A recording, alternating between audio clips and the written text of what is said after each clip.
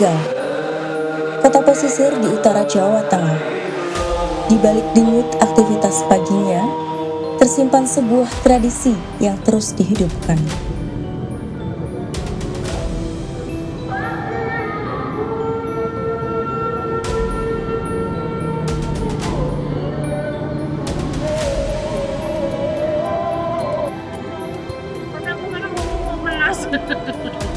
Masyarakat Tegal hidup dalam harmoni antara modernitas dan tradisi. Di sini, budaya tak hanya dikenang, tapi dirawat dalam keseharian.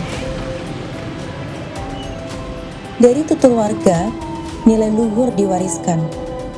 Bukan hanya lewat kata, tapi lewat sikap dan keseharian. Wayang tak hanya boneka, ia jiwa. Dirawat, dijaga, dan dipanggil hidup kembali melalui suara sang dalang. Mata satu itu ibarat dajjal. Dajjal elektronik yang suka menggoda manusia. Wayang santri, seni tutur yang memadukan dakwah dan budaya. Ki Haryo, dalang wayang santri, seorang penjaga warisan yang menjadikan wayang sebagai media dakwah dan kritik sosial. Urip iku mung sedelo wis duwe uripe wiwitan kae. Wayang santri, sebuah konsep pagelaran kontemporer yang alhamdulillah bisa diterima oleh pasar masyarakat dari lintas generasi. Fenomenanya seperti ini. Di dalam peradaban anak muda, peradaban Islamnya itu sedang berkembang luar biasa, terutama di Tegal dan sekitarnya. Dibuktikan dengan banyaknya majelis, banyaknya grup-grup hadroh, banyaknya pengajian-pengajian umum yang selalu ramai dengan pengunjung. Itu menandakan peradaban Islam di Tegal dan sekitarnya itu sangat kuat sekali.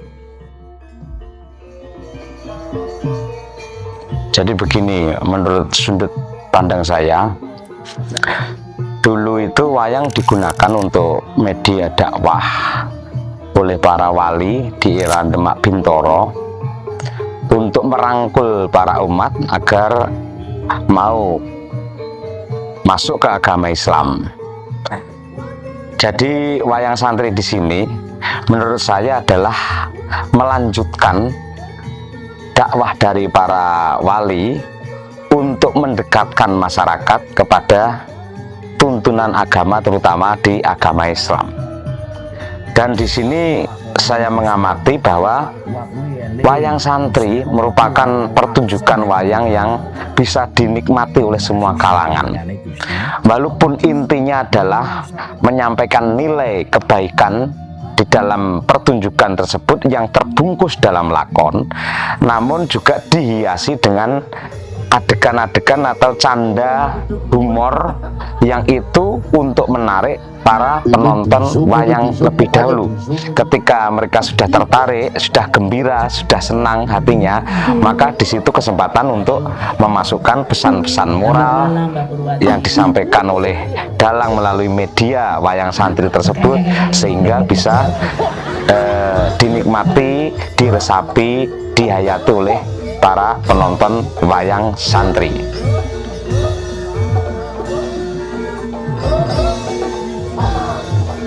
Nah, wayang santri ini mencoba untuk menjawab tantangan zaman, di mana anak-anak muda, milenial dan Gen Z itu jaraknya terlalu jauh dengan konsep wayang yang konvensional atau dalam kata lain wayang klasik. Memang wayang klasik itu mempunyai sastra Jawa yang sangat kuat, yang luar biasa. Tapi kan anak-anak muda itu kan sangat jauh dengan pembelajaran sastra Jawa yang tingkat tinggi lah kalau saya bilang. Makanya jaraknya terlalu jauh antara anak-anak muda dengan wayang klasik yang memang punya sastra yang luar biasa. Nah, wayang santri ini menjadi sebuah jembatan, menjadi sebuah solusi, pintu masuk pertama anak-anak muda itu untuk suka wayang terlebih dahulu, yang dimana dalang wayang santri pun bertanggung jawab untuk mengenalkan yang lebih dalam lagi tentang wayang itu seperti apa. keindahan dan keistimewaan wayang yang lebih dalam itu di dalam wayang konvensional atau wayang klasik itu seperti apa. Karena pelestarian wayang itu ada dua jalur. Yang pertama jalur klasik, yang kedua jalur kontemporer. Keduanya seperti rel kereta api, terpisah tapi tidak bisa dipisahkan.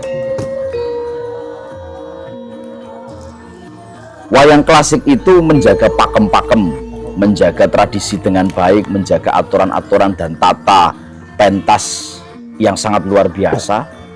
Ayo, Dewi Citrawati, ayo, bakal tak ulungke Dewi Citrawati lamun wis bengkah dadene hilang nyawane Sumantri. Wah, adalah trembelane nyidam terbeleh wis Sumantri. Ayo maju den para ngasoja kakean bebanal. Wah, ing kene marganing patimu parep. Antara wayang kontemporer dan juga yang tradisi atau klasik itu sebenarnya kita hanya melihat zaman. Kalau wayang klasik atau konvensional itu seperti wayangan yang ada di keraton, misalnya mulai dari adegan jejer, terus kundur ngedaton, terus adegan gapuran, kedatonan, terus seban jobo budalan. Strukturnya wayang klasik pasti seperti itu kalau dari wayang kulit bentuknya pasti seperti itu, siapapun dalangnya, siapapun apapun lakonnya pasti bentuknya seperti itu. Namun ketika kontemporer kita diberi kebebasan untuk berkarya, berkreatif sesuai dengan keinginan kita untuk menggait masyarakat agar lebih tertarik kepada pertunjukan wayang. Jadi kita diberi kebebasan, boleh kita mengambil dari wayang klasik atau memadukan klasik dengan modern sehingga pertunjukan tersebut menjadi sangat menarik. Seperti itu. Kalau wayang kontemporer ini adalah pintu masuk utama, pintu masuk pertama orang belum suka wayang menjadi suka wayang.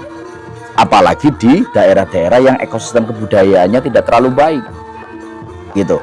Keduanya tidak bisa dipisahkan. Pakem tanpa kontemporer akan kesulitan untuk meregenerasi penonton, juga meregenerasi dalang-dalangnya. Apalagi di ekosistem kebudayaan yang di daerah itu kurang. Nah, kontemporer tanpa ada pakem, kontemporer ini akan liar, tidak punya aturan dan tidak punya rem, gitu. Makanya antara klasik dan kontemporer ini, salah satunya wayang santri, harus berjalan bersama keilmuannya.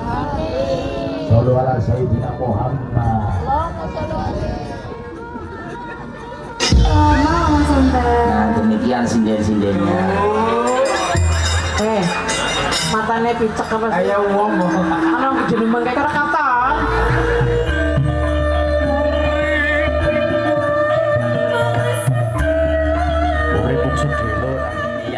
Dengan pengembangan cerita yang lebih egaliter, bahasa yang lebih mudah dipahami oleh masyarakat karena menggunakan bahasa-bahasa pergaulan, kemudian mencoba untuk selalu menjadi solusi di dalam penyelesaian persoalan masyarakat.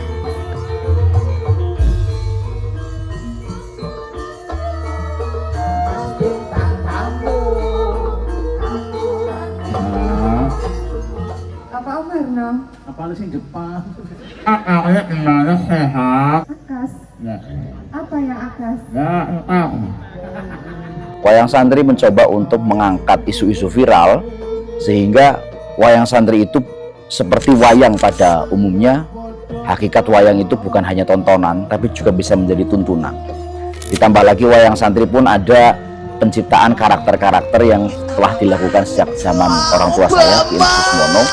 Waktu zamannya ada viral Obama, viral Donald Trump, viral apalagi ya, SBY, wayang SBY. Kemudian setelah bapak saya meninggal, saya pun juga membuat wayang-wayang baru yang sesuai dengan keviralan saat itu apa.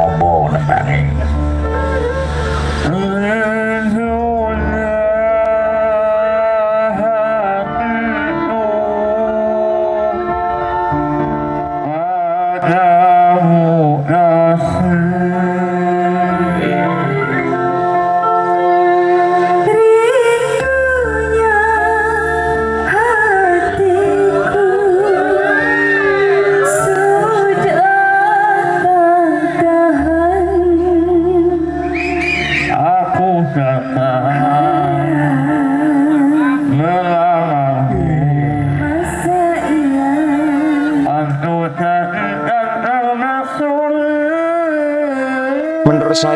inovasi di dalam wayang itu sangat dibutuhkan. Karena apa? Wayang bisa eksis sampai sekarang itu juga karena inovasi dan kreativitas dari seorang seniman tersebut. Kalau wayang itu hanya stagnan seperti yang dulu, pasti wayang akan ditinggalkan oleh para penontonnya. Maka wayang juga harus mengikuti perkembangan zaman. Istilahnya kita boleh ngeli, namun jangan sampai keli. Nah, seperti itu. Namun kita memang diberi ruang kebebasan untuk berkarya, namun kita harus bertanggung jawab. Kalau konsep yang saya dapatkan dari isi Surakarta, itu ada konsep pakliran padat, yang mana pakliran padat tersebut itu bisa menjawab tantangan zaman. Karena pakliran padat adalah pakliran yang digarap sehingga pertunjukan wayang lebih berbobot dan juga lebih menarik tanpa meninggalkan nilai dan pesan moral yang ada di wayang itu.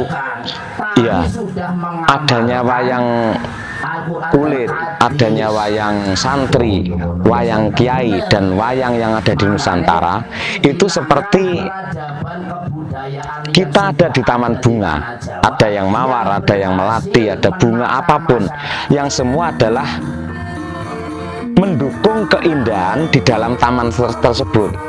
Jadi kehadiran wayang-wayang di era sekarang di dalam Nusantara ini adalah tujuannya sama, kita bersama-sama untuk menjaga supaya budaya wayang ini tetap melekat di hati masyarakat dan dicintai oleh para penontonnya.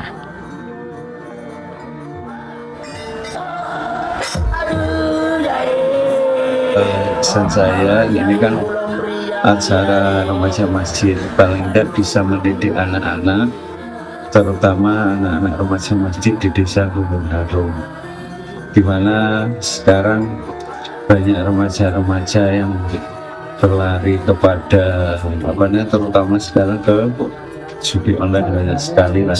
Saya harapkan dengan adanya kegiatan ini remaja Masjid Gunung Harum bisa mengambil intisari wayang santri yang terselenggara pada malam hari ini. Sabar. Innallaha ma'as-sabirin ya.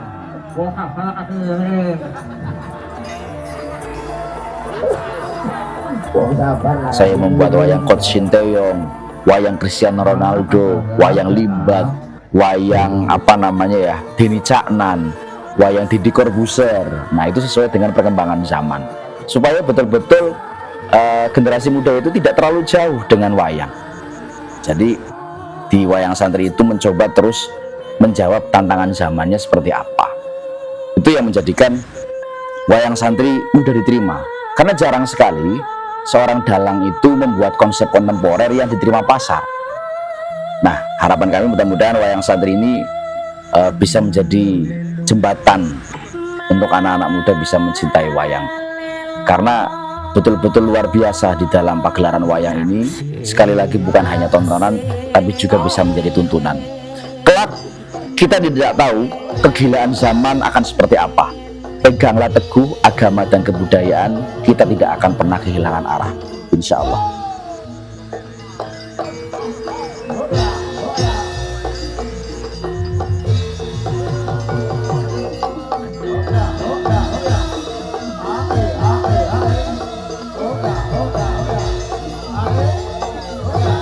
Wayang santri menjadi jembatan penghubung yang efektif antara modernisasi dan tradisi. Pagelaran wayang santri kaya akan nilai agama dan budaya, dikemas dengan bahasa egaliter dan humoris, sehingga mudah dipahami dan menghibur masyarakat, di mana peradaban Islam di Kabupaten Tegal sangat berkembang. Seringkali wayang santri menjadi penghubung komunikasi antara program pemerintah dengan masyarakat Kabupaten Tegal, karena wayang santri mampu masuk ke semua kalangan, dari anak kecil hingga orang tua. Semoga wayang santri selalu mampu menjawab tantangan zaman yang ada di Kabupaten Tegal.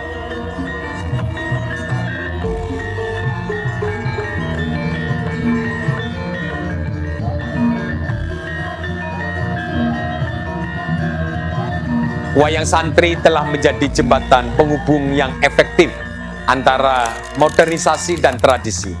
Ia bukan sekadar hiburan, melainkan media dakwah kultural yang syarat nilai. Pagelaran wayang santri menyuguhkan perpaduan nilai agama dan budaya lokal yang dikemas secara egaliter dan komunikatif. Bahasa yang digunakan dekat dengan keseharian masyarakat, sehingga mudah dipahami dan mampu menghibur sekaligus menyentuh kesadaran kolektif warga Kota Tegal.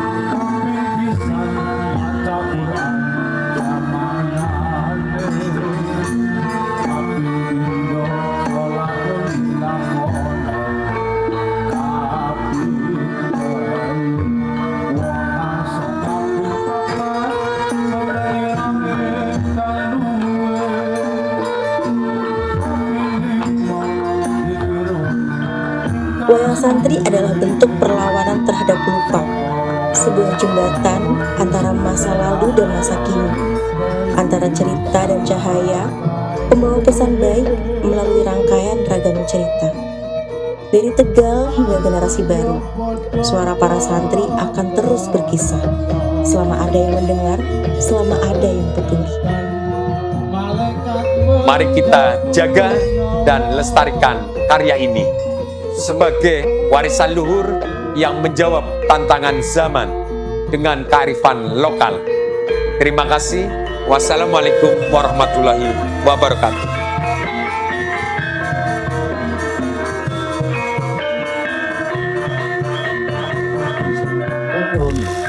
Sebab si arane rahmate Gusti Allah. Yang menghilangkan peradaban. Ayo, generasi muda sing ora gelem tresno karo wayang bakal tak entekke dina iki. Mula kang saka iku, ayo padha nglestarekake kabudayan utamane wayang santri lan wayang-wayang liyane.